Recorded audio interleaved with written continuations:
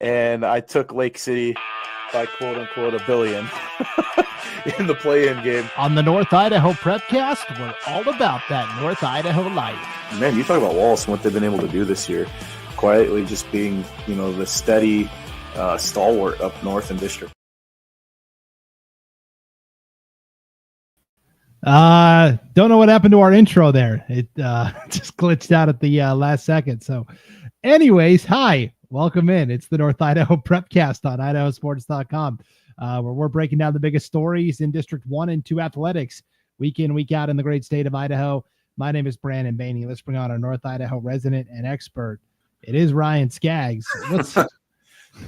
That was a little rough, but hey, we're here. I think it's apropos for our show here. We usually start recording at 10 o'clock on Wednesday mornings. Well, not only is it not Wednesday, it's Thursday. It is not 10 o'clock. It is 10:40. I feel like you and I both are just like in orbit, and we're just trying to find some gravity to get grounded here for like half an hour so we can do this show. As my wife would say, ships passing in the night. Yes.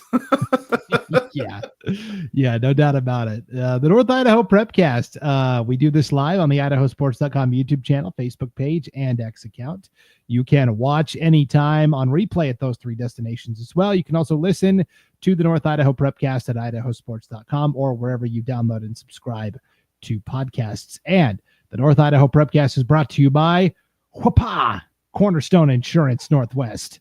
For those that are listening, I made a cool sound effect when I put the logo up on the screen. So this is really high production values here.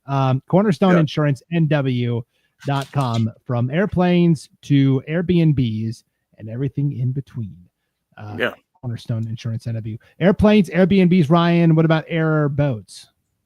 I actually did one not that long ago. Yeah, we can find a spot for pretty much anything. It all has a cost, but yeah, we can pretty much insure anything. So okay. Yeah, it's commercial side and everything too. We can do it all, but yeah, it's been good. It's been crazy, and that's why we're like ships passing in the night, because it's the busiest time of year for me. So everybody got done paying their taxes and realized, oh, holy smokes, I'm spending what? And so they give me a call. Yeah. I think the only time I've seen an airboat was on the movie The Waterboy, when Bobby Boucher is late for the game and he's got to get there, and he's taking the little airboat to get there. But otherwise, yeah. I think I saw one on the Coeur d'Alene River like 2 years ago, of all places, like up the river from Harrison. So I know there's a few out there. They use them for like bass and pike fishing in the shallows, but they're hellaciously loud.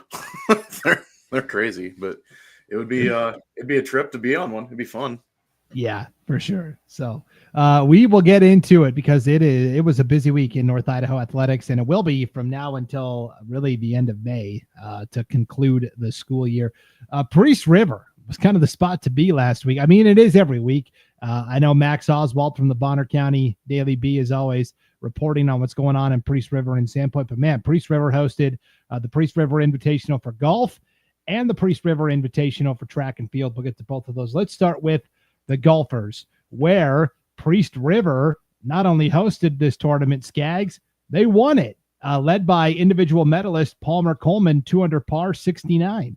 Yeah, no, it's awesome. Like we said, the weather improves, and we're going to start seeing the courses kind of hold better conditions, and you're going to see scores starting to fall. The greens get softer.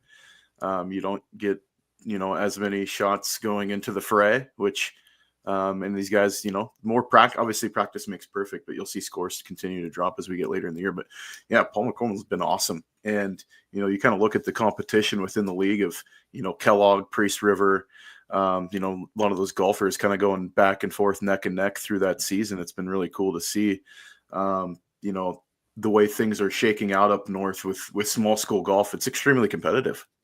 Yeah. The team scores were super tight. Priest River, 346. Kellogg takes second, 348, so only 2 strokes separating Priest River and Kellogg. Kellogg edges out Genesis Prep by a stroke for second and third. Kellogg 348, Genesis Prep 349. And then even Wallace took fourth at 353. That's only 9 strokes back of first place Priest River. So I still think overall team-wise, Kellogg would be my favorite going into districts, but Priest River has certainly, said, hey, we can play too.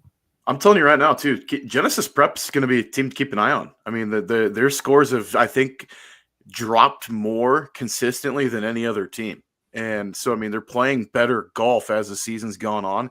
I think at a better clip, they're getting more consistency from some of the back half of that lineup. That's a team to watch in districts. I really do think that district tournament is going to be insanely competitive. Just the way things are going to shake out there with those three teams between, realistically looking at it with Priest River, Kellogg, Genesis Prep, I think are all going to be right in the mix. Yep.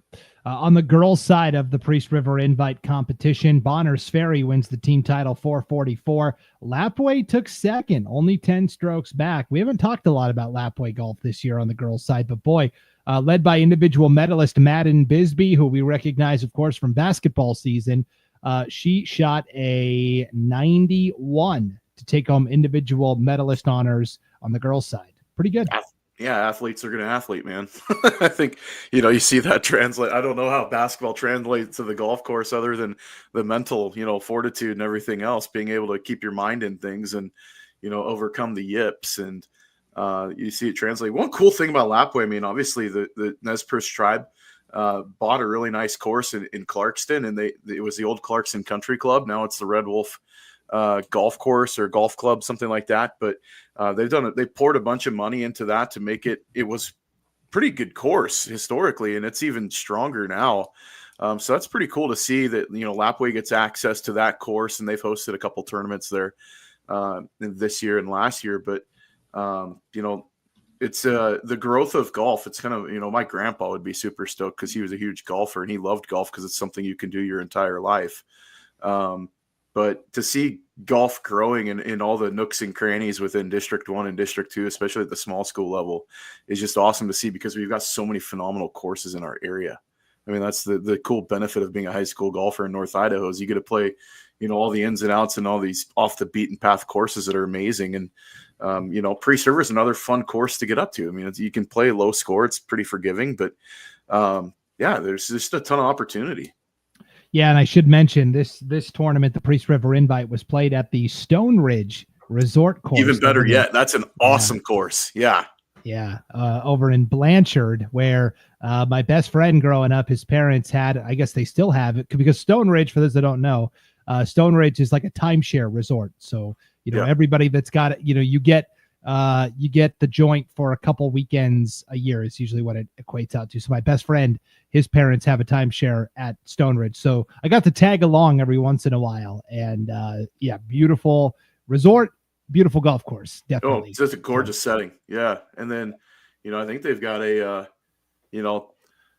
nice opportunity with the high school kids coming in there to play. I know that the schools around here have played the Idaho Club before up in Sandpoint. That's a Jack Nicklaus course. I mean, the opportunities for these high school kids, I'm beating the drum here, but Galena Ridge and some of the places that these guys play, it's crazy, man. It's super awesome. Yeah, for sure. I told, my best friend, he lives in Western Montana, and there's a lot of good courses over where he lives. I said, we just got to start doing a series, you come over and we'll call for one of the courses here. Then I'll come back over and we'll keep tabs on who does better. If anybody at any of the courses wants to do some trade, maybe get, sponsor the Prepcast for a month or something like that. Hey, you and I go play around. We'll do a review on the Prepcast. Yeah, that'd be a lot of fun for sure. Awesome.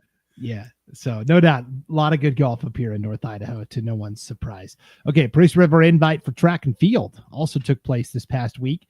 Your team winners, Priest River boys, win the team title, 175 points. Post Falls and Sandpoint tie for second. And on the girls' side, Sandpoint wins the title, 171 points. Priest River takes second there. Individuals that stood out, I always like to highlight if there are double winners, but there are also, just individuals that perform really well. So when you look at like the boys side of the competition, for example, Braden Lamana, right, from Priest River, what a great distance runner, wins the 1600, did not compete in the 3200, but still his mile time of 440, pretty good for this part of the season.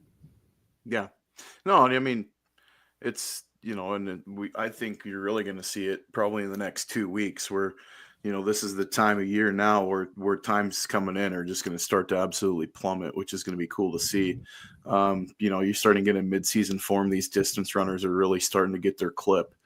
And, we've been seeing like, Coeur d'Alene runners obviously been chased all year just because they stay in mid-season form pretty much year round with that group of runners they've got. But, some of these multi-sport athletes and other things of that nature, you're going to see their times now, I think, are really going to start coming down. And we're starting to see some of the cream rise to the top, like Reagan Miney from Coeur d'Alene Charter. I mean, she runs a 44.99 in the 300 hurdles. I mean, they're just kind of throwing names out there, but she's got the number 2 time in the state of Idaho for all classifications. So, in these meets that are popping up, we're going to start seeing more and more of this stuff as these kids have been able to get, pun intended, find their stride. Yes. On the boys' side, Braden Lamana from Priest River wins the 1600. Ian Lamana, the younger Lamana, wins the pole vault by clearing 11 feet 6 inches. Double winner, the only double winner, came in the throws. Nikki Porinchak from Priest River wins the shot put and the discus. And then, like you said, on the girls' side, some really standout. Ayla Hull, this great sophomore for Sandpoint, she sweeps the 1 and the 2. You had Lizzie McCracken win the 800 from Priest River. The 110 and 300 hurdles were swept by Olivia Yetter from Clark Fork. Wampus Cats represent.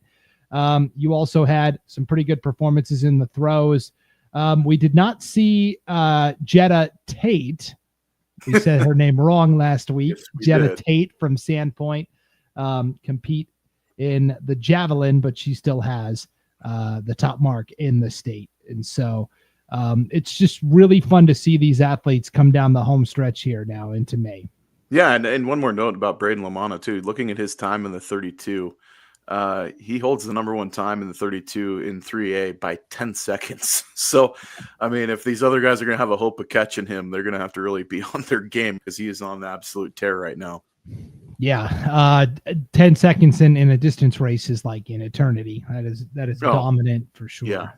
Yeah. Other track and field meets that took place last week, the Rasmussen Invite at Coeur d'Alene High.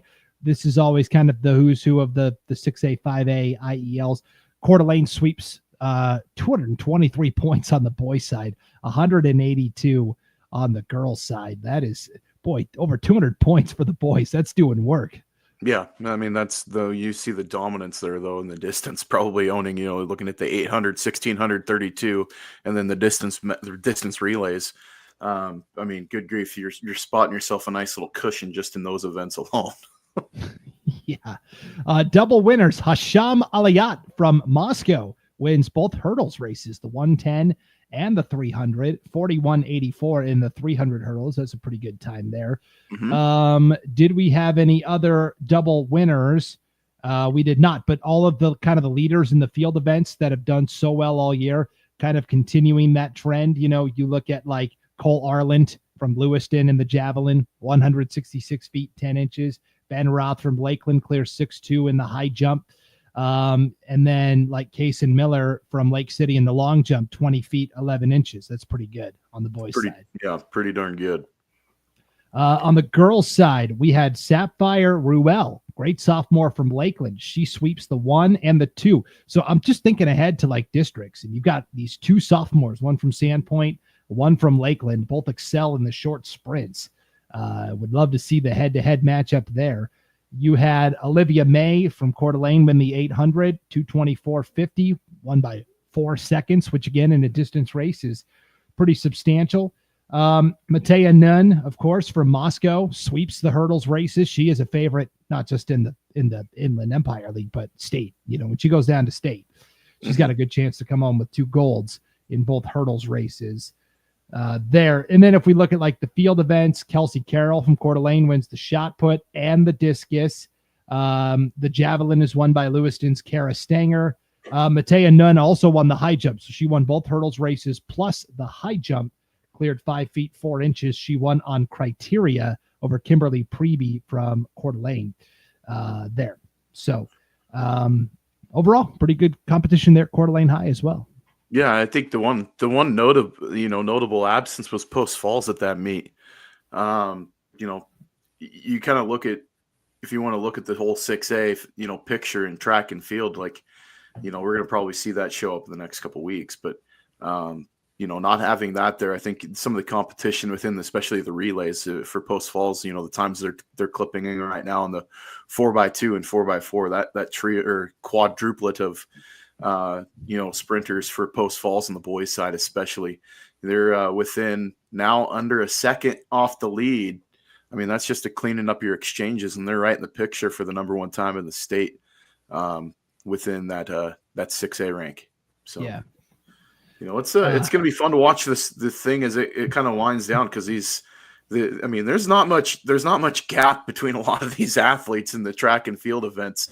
And some of these ones, it's going to be pretty competitive getting to the state meet from the conference, even though it's only 3 6A teams. I mean, it's a razor's edge within that group. Yeah.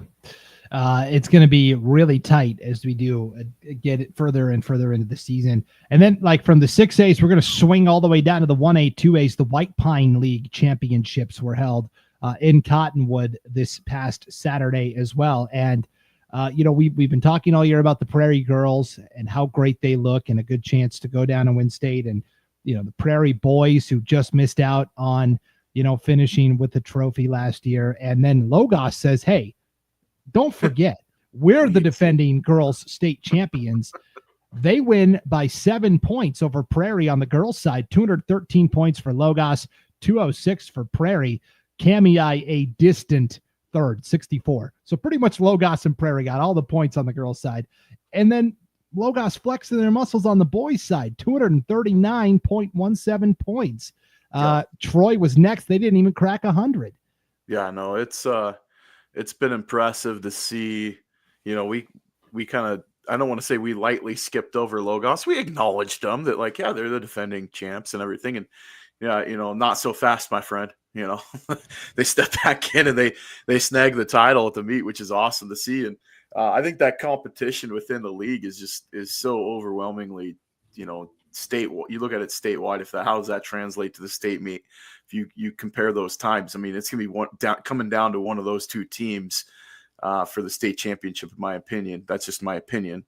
And then on the boys' side, I mean, Logos can make it interesting on the boys' side, the way they're turning in times, especially when you get, you still got Seamus Wilson out there running the 400. He's sub 53 in the 400. And, Prairie's got Dylan Uhlencott, who just almost got under 50 in the 400, which is, awesome to see. So these times are going to keep coming down and climbing down, but Logos is starting to really step in, especially in the mid distance stuff like the 400 and the 800. Yeah. Dylan Uhlencott, 51.46 in the 400. And then he and Sawyer Hewitt from Kendrick exchanged victories. Uhlencott won the 100. Hewitt won the 200. Look at how close they were. In the 100, Uhlencott 11.46, Hewitt 11.49, 0.03 of a second. Yeah. That's like an eyelash. Then in the 200, Hewitt 22.99, Uhlencott 23.02. Again, 0.03 of a second. That is blink and you miss the finish there. And then even Asaph Greaser right there in the mix too for Logos. I mean, he's at 23.6. I mean, he's just right off the clip too. So I mean, and then you look at that 3 through 8. It's all Logos guys. I mean, like, it's Logos has got some athletes out there on the track right now. Names that we call a ton in football, like Evans and Sundley, and I mean, there's a bunch of athletes out there that. They start finding their stride too, and being able to knock down some of those times, they're going to push. I mean, especially when you get to the district track meet time. I mean, look out. Logos is going to be a force to reckon with. And I mean, I guess that's the advantage is Logos is one of the few schools in the Whitepine League that does not have a baseball team. So I mean, all your athletes are going out for track and field, like Seamus Wilson, who won the 800. And John Henry Crapuchette, who took second in the 8, but won the 16 and the 32. And like Ryan Daniels, who swept the hurdles, the 110s and the 300s. Logos also won the 4x1 and the 4x4. And then if you look to the field events, a little more diversity, but Jonathan Grocky from Logos wins the javelin. and he took second in the shot put, or the second in the, I'm trying to see where he finished very high in one of the other throwing events. Jonathan Grocke wins the javelin.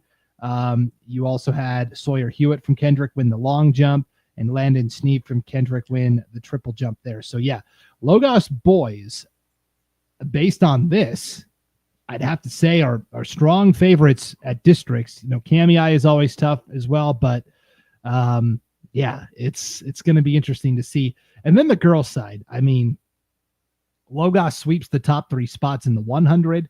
Naomi Taylor wins the 1 and the 2 and the 4. I will note, it does not look like Lexi Schumacher was running for Prairie at this meet. No. That might change the calculus a little bit, but Naomi Taylor is also very talented. Absolutely. I was just going back real quick to the boys' side too. I was go ahead. That jumped out. The 4x4, Logos won a sprint relay by 10 seconds. Like, that is an eternity in a 400. Yeah. I mean, that's probably 2/3 of the front stretch. I mean, you talk about dominant performances that are out there. That's a PR for them. And then Prairie runs a PR running a 3:43 in the 4x4. And Logos still beat him by 10 seconds. That's you don't really see that very often in a sprint relay like that. So, yeah. And then going into the girls' side, there's going to be, athletes out of the, you get, a little battle of attrition. And obviously, if Uhlenkott's not in the lineup, yeah, I mean, could she pick up 7 points realistically in her events? I would bank money on that one. So I think that distance between Logos and Prairie is a heck of a lot closer than what we're seeing just based off this one meet. And again, it was only like 7 points that separated the two teams anyways. And so without Lexi Schumacher there running, it was interesting. You had Sydney Shears from Prairie win the 8 and the 1600. Freshman Livia Wrench from Logos took second in the 1600, won the 3200. You had as well in the field events, Catherine Burnett from Potlatch and Sage Elvin from Prairie. They go 1-2 in their respective events. Burnett wins the shot. Elvin wins the disc. Kaylee Wood from Deary continues her great season in the javelin, 111 feet, 1.5 inches. Beats Sage Elvin by about 15 feet from Prairie, who took second.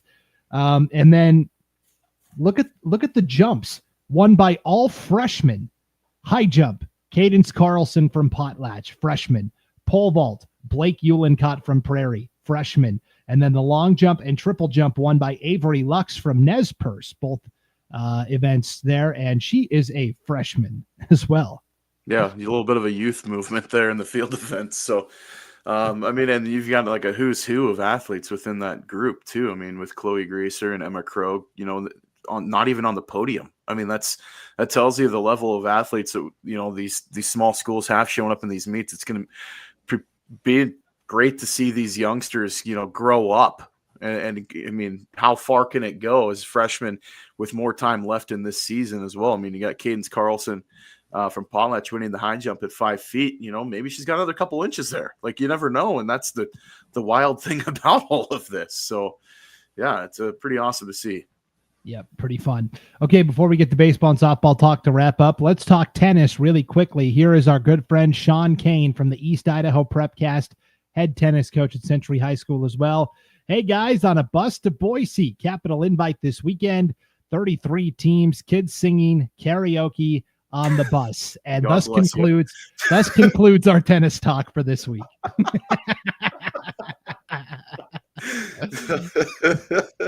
Yeah, God bless you, Sean, for having to deal with that.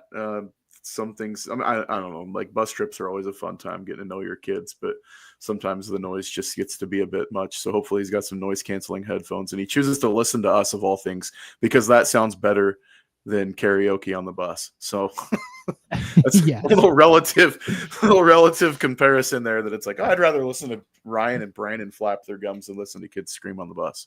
Yes. All joking aside, this is kind of the weekend for big tournaments. The Capital invite in Boise, that's kind of a who's who of East Idaho and Southern Idaho. And then, of course, this Thursday, Friday. Oh, no, maybe it's just Saturday. I thought it was 2 days, but just Saturday, it looks like, of course, all over the city of Spokane, the Inland Empire tournament, which is going to be huge. So that one, they used to do it a Friday, Saturday, and I think they've finally been able to package it into one day. So they literally use every court in Spokane. You go from East Valley High School all the way out to Mount Spokane and Meade and all the city parks in between. It's a huge event, and you can pretty much drive to any park in Spokane and go watch tennis this weekend and watch high level play. I mean, there's a lot of quality programs that are there. So good luck to our area teams that are there competing. And if there's anybody going down south, I mean, good luck and safe travels going down that direction too. That's another big event. So, things are heating up, and weather's supposed to be decent, hopefully. So, should be able to get all the play in, and we don't see rain. I mean, it's been one of two things at the Inland Empire. You can always count on a sunburn, or you can be freezing your tail off. It's one or the other, and it's feast or famine. Yeah. Well, we asked Sean Kane. Hopefully he was enjoying the tunes on the bus. His answer, no comment. Spoken like a true politician, Sean. Well, hopefully safe travels over there. And hey, why don't you just go win the tournament on the boys' side? All right. Those Treasure Valley teams hate it when somebody from East Idaho comes over and kicks their butt. So we'll be cheering for you guys this weekend for sure. Okay, let's wrap up with some baseball, softball talk. We talked about last week. Hey, Coeur d'Alene and Lake City are finally going to play each other. They did in softball. Coeur d'Alene took 3 of 4 against Lake City, and the one game they lost was by a run, 5-4.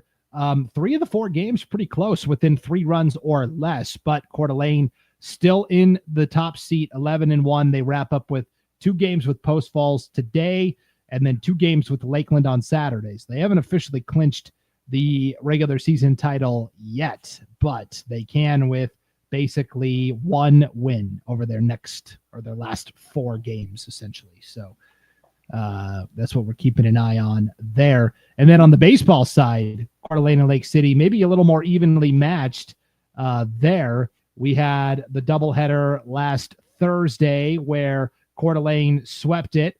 But the second game was tight, 7-5. And then they split on Tuesday. Lake City won the first game 13-6. And then Coeur d'Alene had to walk it off in the second game, 8-7. So to me, in baseball, maybe the gap is a little more tight. Yeah. No, and it's it's such a game. It's a chess match. I know these coaches try to look at their matchups and how things kind of shake up between, who to put on the bump and who's going to, hit in what hole and everything else as far as setting your lineups. And sometimes it just comes down to how you organize things before the game. That's how it shakes out. I think it's super close. I mean, you look at the way this league's been shaken out, it's extremely competitive, and anything can happen. We've seen, when the league was a little bit bigger, I mean, we've seen teams come out of the 3 seed and win the whole dang thing. So, you can't really put too much weight on the regular season, and all it does is just dictate who gets to play at home, first or second. And, I think within, the next couple weeks, obviously, we're going to see how things have gone and how it's going to look, especially as we approach, are we going to get 2 teams into the super regional? Is that going to be the possibility of what takes place, and being able to see who can maybe make that ultimate tournament down south, down in Boise? Yeah, let me take a quick look at how that, because 12 teams are going to go. There still is the district champions, and then there are a certain number of determined bids based on district representation, district size, and then there's some wild card spots that are given by Max Preps. So for 6A this year, let's see.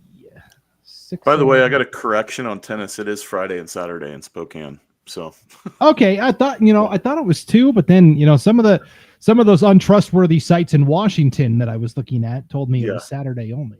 Yeah. So I got somebody let me know that it was Friday and Saturday. Whether or not it's the full team is playing both days, we'll see. Right. Okay, so District 1 for 6A baseball only gets the 1 bid, auto, so that's going to go to the district champion. There will be 4 at-large bids available via Max Preps rankings. You would think that Lake City looks pretty good to get one, or Coeur d'Alene, whoever would take second there potentially. The current standings in the conference, it's Coeur d'Alene still in first, Lake City 2 games back. In the actual Max Preps rankings right now, Ryan, this is kind of interesting. Coeur d'Alene is ranked second, actually third among all 6A teams, behind only Owyhee and Middleton. And Lake City checks in at number 8. So yes, I'd say both look pretty strong. So you're saying there's a chance? Yeah. No, that shows well for moving towards the postseason. If things continue and you don't slip up against any of the 5As that are left on your schedule, I think that's going to be a pretty darn good look for the North, getting 2 teams into that super regional.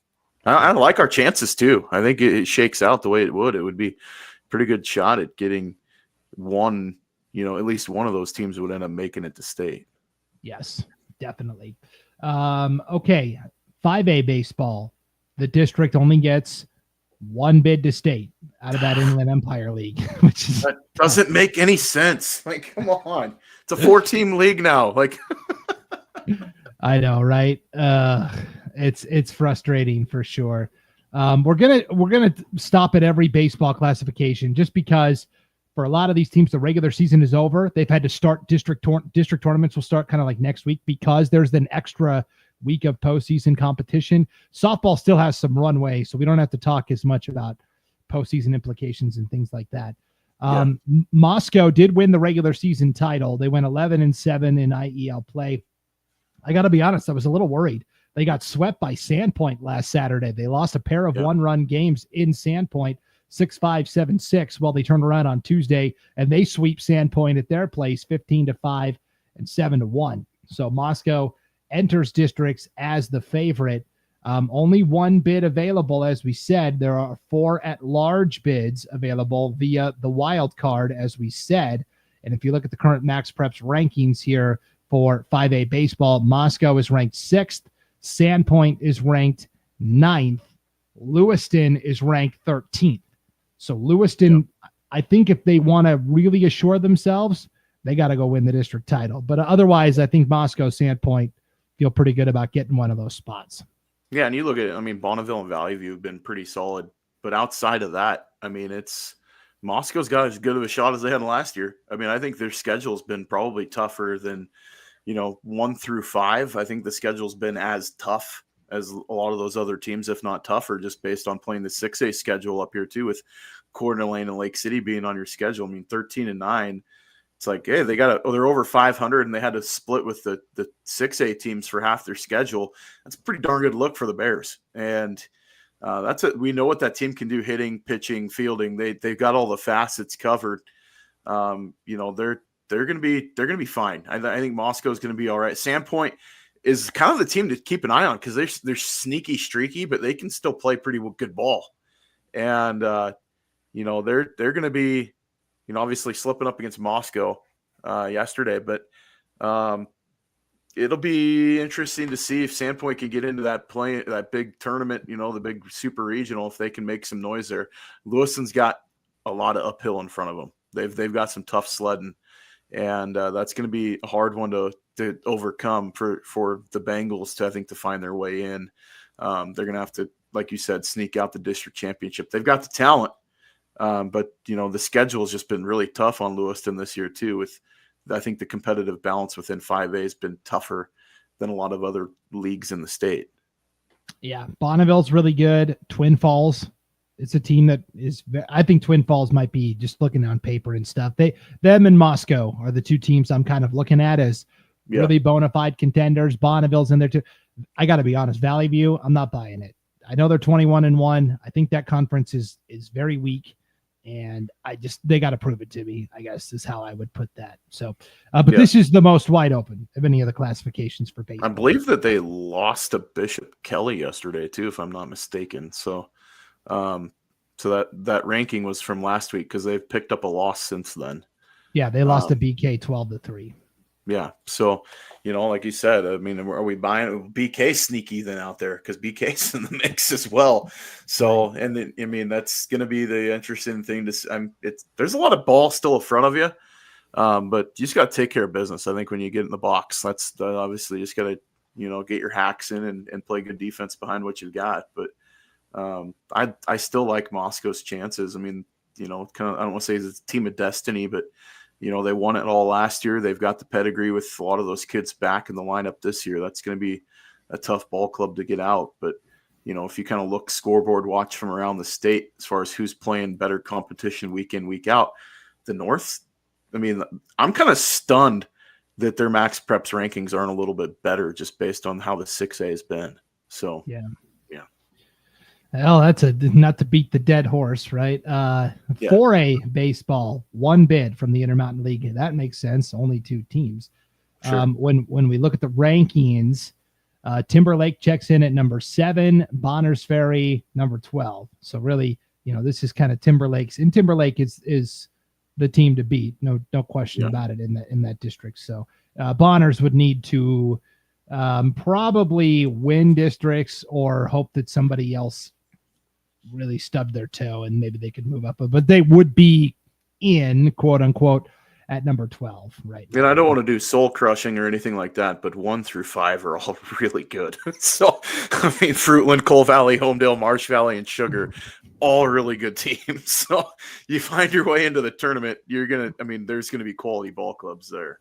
I hate to say it, but I just think Sugar Salem is the favorite. The only loss they've had to a contemporary in their classification was to Homedale by a run, 4-3. And Homedale has a great pitcher, and then it drops off. And so that's and Sugar Salem might set the new record this year for most home runs in a season. They have had like 5 or 6 guys hit multiple home runs in the same game this year. It's just crazy. Yeah, and I look at Coal Valley, and I'm kind of a little perplexed on why their rankings as high as it is. They're beating up on the teams that are kind of the cellar dwellers. I'm not trying to poo-poo on them at all much, but, they got drubbed by Fruitland. And, both 2 games, 10-0 and 16-4. And then they're sneaking in games, beating Grangeville by a run in one game and 5 runs in the other. Their schedule's been a little lightish. So I think you're right with looking at, kind of how the rankings are in 4A baseball. Fruitland, I think, is a bona fide 19-0 overall. They've been playing probably very complete. Sugar is right there, though, just because of what they can do at the plate. Man, they're good. Their offensive production is ridiculous. And Marsh Valley is 15-2, and they are legit the only team that doesn't post any stats of any kind. So yeah, their losses, 2-run loss to Minico, and then they lost 13-5 to Burley, and that's it. Minico is not that good, and Burley might finish 3rd in their conference. So I don't know. All right, 3A. This is where it gets interesting. We've talked about Orofino and Grangeville kind of on this collision course. In the Central Idaho League, everybody plays 3 times in the regular season. And we finally had the first matchup.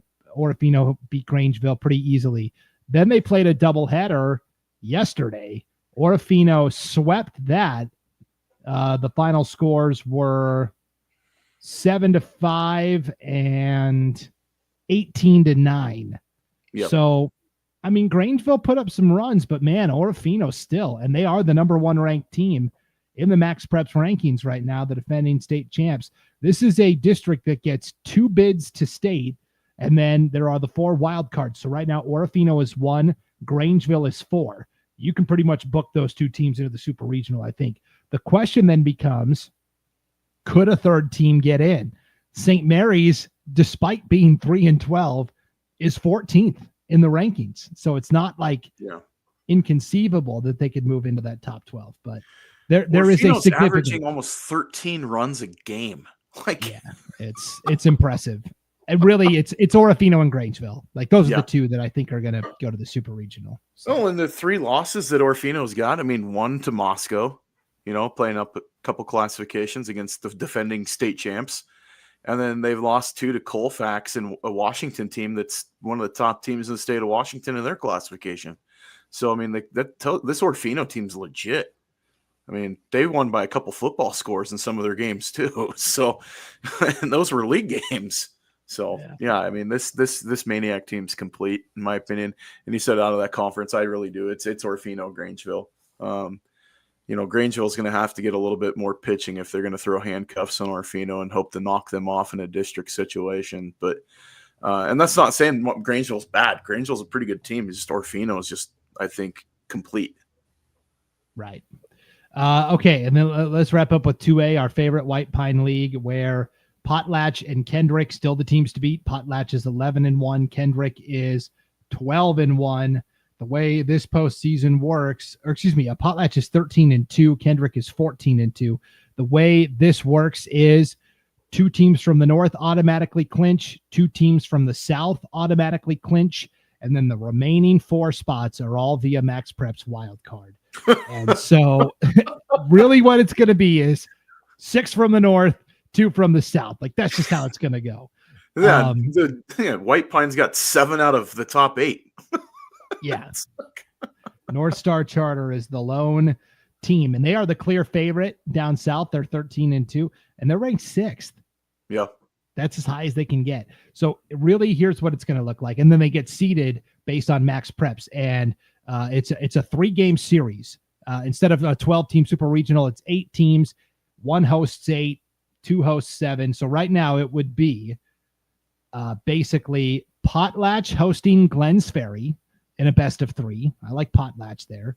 Absolutely. The 2-7 would be Kendrick hosting Genesee. Hey, at least Genesee doesn't have to travel far. Yeah. Go down American grade, and there you are. the 3 and the 6, Troy would have to host North Star Charter, the conceivable district champs from the south. So that might be one where North Star could come up and spring the upset over Troy. Although I don't know, I think Troy could win it too. And then the 4 and 5 is Prairie and Clearwater Valley. Yeah, it's weird. You have a 1-win Nez Perce team that's at 9. I mean, that's how good the conference has been. It lifted even a winless Lapway team is ranked ahead of a 4-win Idaho City team. So, yeah, this Whitepine League is just flat dominant as far as 2A baseball, 1A, 2A baseball goes. Potlatch just looks so good as of late too. I mean, they've been really, really good. Kendrick's good in their own right too. I mean, I think those are obviously the top 2 teams in the state, in my opinion. I think it's 1A, 1B.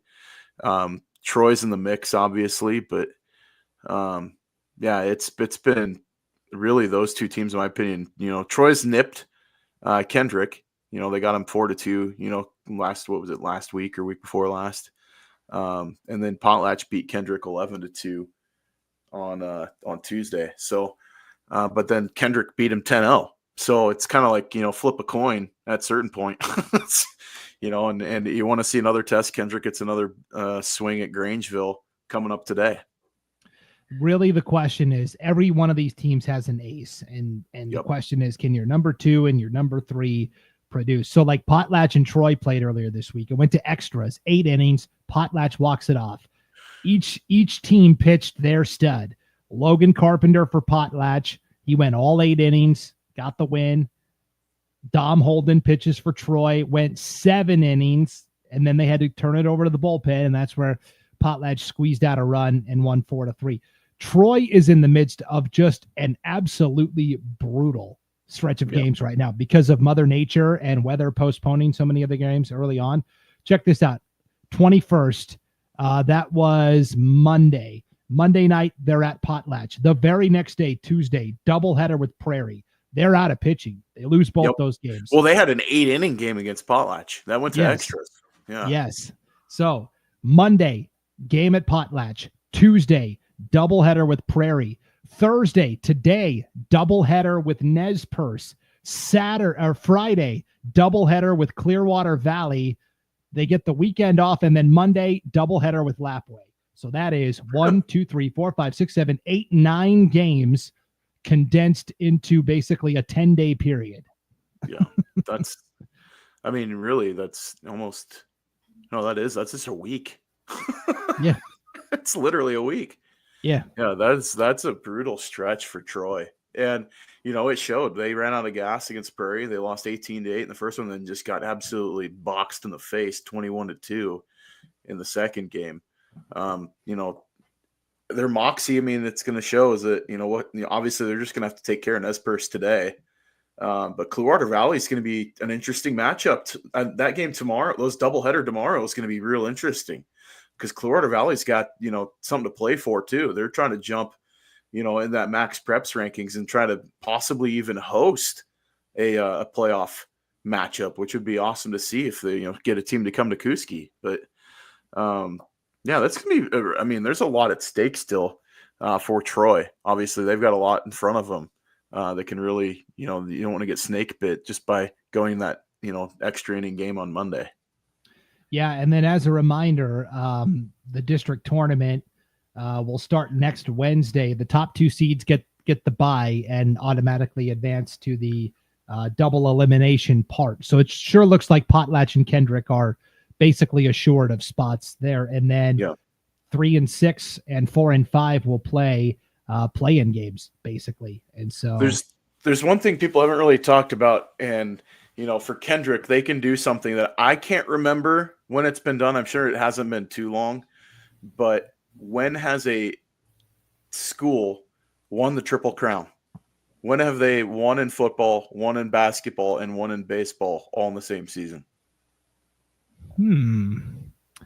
I'd have to. Because Kendrick can pull that off if they win the state championship in baseball this year.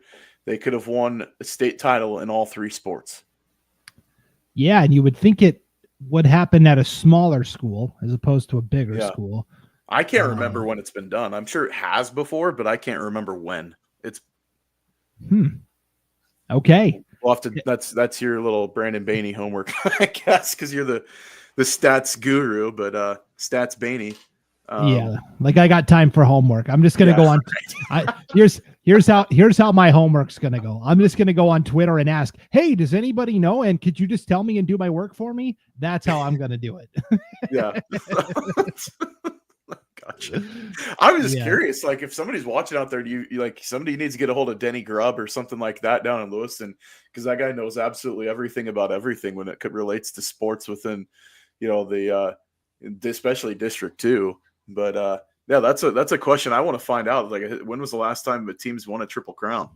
I mean, think about Sugar back with baseball and football, 5, 6, 7 years ago. I don't know if they got it in baseball too, but that'd be something to research. So I believe last year was Sugar's first state championship in baseball in school history. Okay. So baseball, they're kind of relatively newcomers to being good there. So interesting. Yeah, I'm not mentioning track, but I mean, I would, somebody could get mad at me. Like, oh, we won it in, football, wrestling, and boys golf. So we're saying the 3 team sports, not the individual where you're competing as an individual. So correct. Okay. Well, we'll see if anyone has the answer to that question and more on next week's edition of the North Idaho Prepcast. Until then, Ryan, don't forget to breathe. Okay. Come up for air every once in a while. That's right. Yeah. All right. For Ryan Scaggs, I'm Brandon Baney. Thanks for tuning in, everyone, to the North Idaho Prepcast. We'll see you next week on IdahoSports.com.